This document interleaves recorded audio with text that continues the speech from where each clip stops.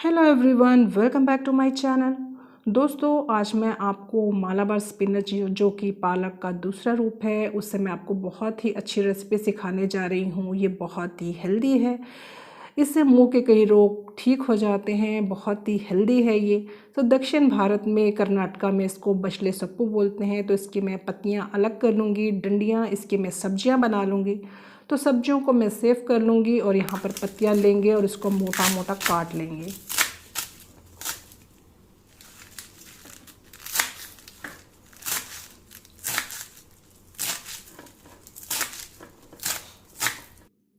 सारी पत्तियाँ मैं इसी तरह काट लूँगी। तो नेक्स्ट प्रोसेस, गैस ऑन करके मैंने पैन गरम होने के लिए रख दिया है। बहुत ही कम तेल में हम 5 हरी मिर्चें थोड़ी सी फ्राई कर लेते हैं। जैसे ही ये फ्राई होता है, इसमें हम कटी हुई पत्तियाँ डाल देंगे। तो ये जो पत्तियाँ हैं, इसमें बहुत नमी होती है, यानी मॉइस्चर बहुत ज़्यादा होता है। तो हम तेज़ आंच पर इसे पकाएंगे तो ये बिल्कुल भी जलने वाली नहीं है। तो इसे हमें अच्छे से भूनना है। तो 2 मिनट 3 मिनट इस तरह भून लेते हैं। उसके बाद हम इस पर एक ढक्कन लगाकर मीडियम आंच पर इसको 3-4 मिनट के लिए पकने देते हैं। तो इसके अंदर की जो नमी है, जो अंदर इसके भाप इकट्ठी हो रही है, इसमें ये बहुत ही अच्छे से पक जाएगा।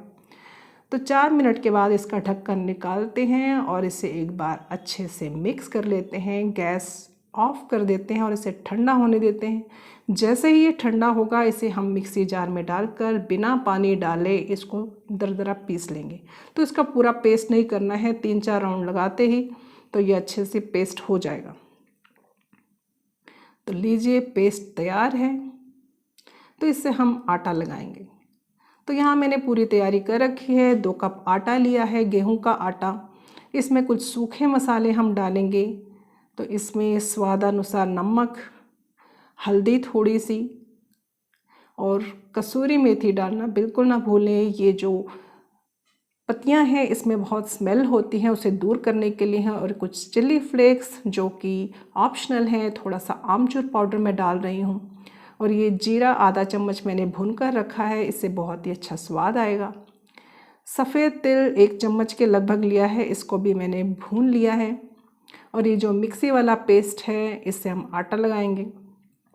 मिक्सी में थोड़ा सा पानी डालकर मैंने रख लिया था, इससे भी हम आटा लगाएंगे और थोड़ा सा प्लेन वाटर भी यूज़ करेंगे। तो परात में मैं आटा और ये सूखे मसाले डाल लेती हूँ। फिर उसके बाद हम जीरा और तिल डालेंगे और इसे आटे में अच्छे से मिला लेंगे। तो जितनी भी सामग्री हमने डाली है वो आटे में अच्छे से मिक्स हो जानी चाहिए। उसके बाद मैं ये पत्तियों वाला पेस्ट डाल देती हूँ। तो ये जो पत्तियाँ होती हैं, थोड़ी गमी टाइप की होती हैं, तो इनसे हमें ध्यान से गूंदना है। पानी भी मैंने डाल लिया है। अब थोड़ा सा प्लेन वाटर डालेंगे, सिर्फ 2 चम्मच के लगभग ही इसमें यूज़ होगा, क्योंकि इन पत्तियों में मॉइस्चर इतना ज़्यादा होता है। तो यह आटा हाथों में थोड़ा सा चिपकने लगता है। तो अब हम इसमें थोड़ा सा सूखा आटा डालकर इसको गूंदेंगे। तो ये नहीं चिपकेगा, बिल्कुल अच्छे से सेट हो जाएगा। तो कुछ देर इसको हम ऐसे ही गूंदेंगे। जितना अच्छा आटा गूंदेंगे उतने अच्छे से ये सेट होगा। तो ये देखिए, ना ज़्यादा मैंने इसको हार्ड ना ज़्यादा सॉफ्ट, बिल्कुल मीडियम है। इसको अब हम ढककर 15 से 20 मिनट के लिए सेट होने देते हैं। तो हमारा आटा अच्छे से सेट हो गया है। इसको हम थोड़ा सा हाथों में घी लगाकर अच्छे से गूंद लेते हैं।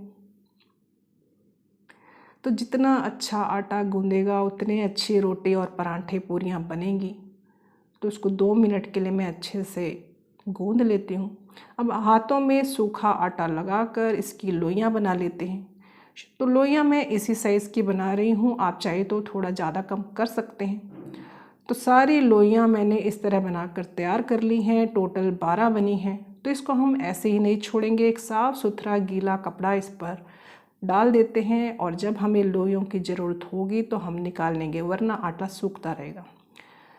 तो चलिए बनाना शुरू करते हैं। मैं आपको एक पराठा बेल कर दिखाती हूँ। ये बहुत ही सिंपल प्रोसीजर है, सब जानते होंगे, लेकिन दिखाने का मकसद यही है कि ये पत्तियाँ बहुत हेल्दी हैं। इस तरह भी हम इसका प्रयोग कर सकते हैं।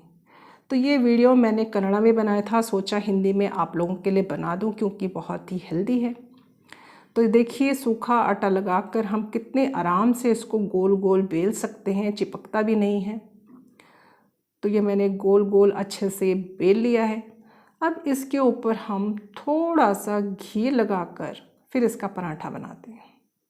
तो मैं देसी घी डाल रही हूँ, आप चाहें तो इसमें तेल भी यूज़ कर सकते हैं।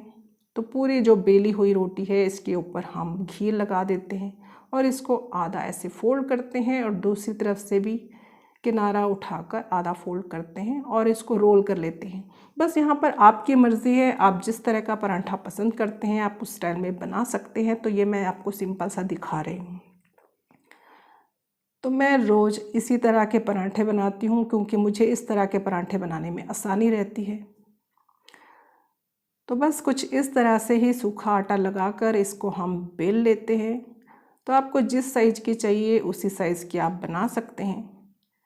तो ये बिल्कुल मीडियम है। तवा मैंने गरम होने के लिए रख दिया है।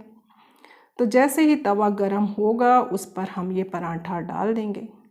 तो यहाँ पर मैं तेल बहुत ही कम यूज़ करने वाली हूँ क्योंकि इसको हमें हेल्दी रखना है। तो तवा बिल्कुल गरम है और हमारा पराठा तैयार है। तो इसको मैं तवे पर डालकर सेक लेती हूँ। तो देखिए इस साइज़ का मैंने बेला है। तो तवे पर डालकर 1-2 मिनट में उस पर इस तरह से बबल्स आ जाएंगे तो हम इसको पलट देंगे।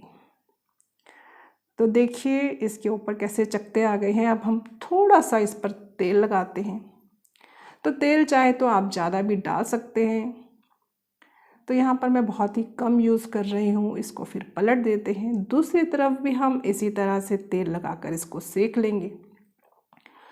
तो इस तरह से हल्के हाथों से इसको दबा दबा कर हमें पराठा तैयार करना है। जैसे ही एक तरफ ये तैयार हो जाएगा तो हम इसको पलट लेंगे। तो देखिए कितना अच्छा रंग आया है, इसमें हल्दी है, पत्तियों का रंग है।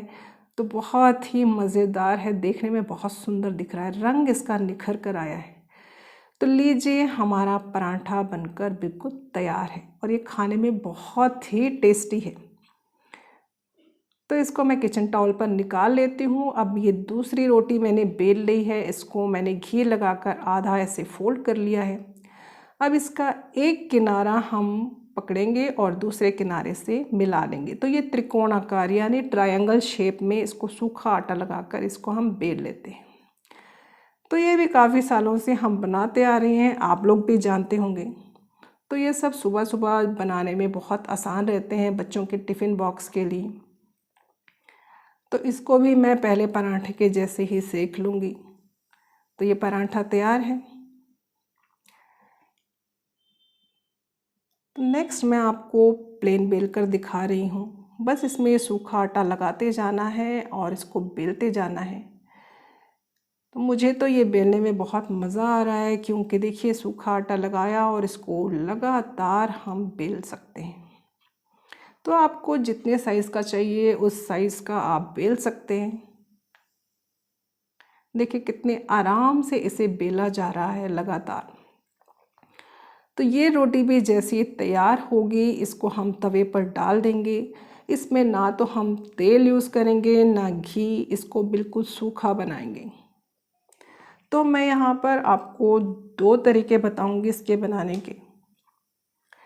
तो गरम तवे पे इसको डाल देते हैं बिल्कुल उसी तरह जैसे ही इस पर बुलबुले आएंगे, ये जो बबल्स हैं, तो इसको हम पलट देते हैं। तो जैसे ही दूसरी तरफ सिकेगा तो हम एक साफ़ सुथरा गीला कपड़ा लेंगे और उससे इसको हल्के हाथों से दबाएंगे।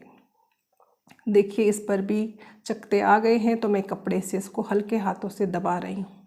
तो इस तरह करने से अंदर की जो भाप है वो बाहर निकल आएगी। तो ये बिल्कुल अच्छे से तैयार हो जाएगा। देखिए कितने अच्छे से ये फूल रही है।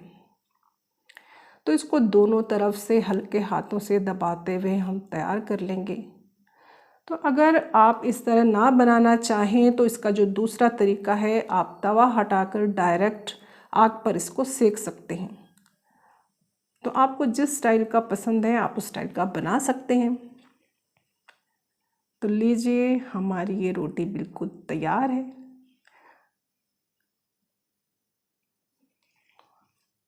तो इस तरह मैंने सारी रोटियां बना ली हैं और जो बाकी बचा आटा है उसको मैंने इस तरह डिब्बे में डालकर फ्रिज में रख देना है। अब ये जो रोटियां हमने बिना तेल और घी के बनाई हैं, अगर आप चाहें तो इस पर इस तरह से घी लगा सकते हैं। तो बच्चों को अगर आप स्कूल के लिए पैक करके देना चाहें तो इस तरह देसी घी लगा कर दे सकते हैं, जो कि बहुत ही हेल्दी ऑप्शन है। तो मैं दोनों रोटियों को इस तरह जोड़कर ऐसे घी लगाकर रख देती हूँ, जिससे ये और भी सॉफ्ट हो जाती हैं। और देखा आपने कितनी नरम बनी है ये।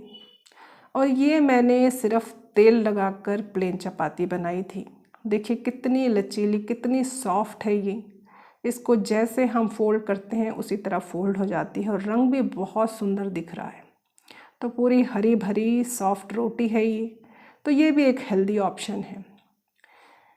नेक्स्ट ये मैंने परांठा, देखिए ये भी कितना नरम है। इसे आप इस तरह फोल्ड करके इसके अंदर कोई फिलिंग डालकर बना सकते हैं, या आप आलू की सब्जी डालकर इसको बना सकते हैं। तो देखिए कितनी आसानी से बन चुका है ये। अब ये जो लोइयाँ मैंने रखी थी फ्रिज में 3-4 घंटे बाद निकाल रही हूँ, तो ये 3-4 घंटे बाद भी काफ़ी नरम है।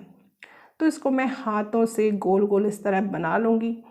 तो हम थोड़ा सा घी साफ़ सुथरे सरफेस पे लगा देते हैं और इस पर गोल गोल मलते हैं। इसी तरह मैं बाकी की जो लोइयाँ हैं उनको भी तैयार कर लूँगी।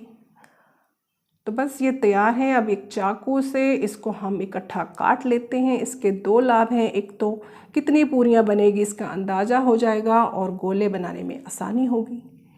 तो लीजिए ये सारी लोइयाँ बिल्कुल तैयार है। अब इसकी मैं पूरियाँ बेल लेती हूँ। अब मैं आपको एक पूरी बेल कर दिखाऊँगी। यहाँ पर मैं बस थोड़ा सा ही घी डाल रही हूँ।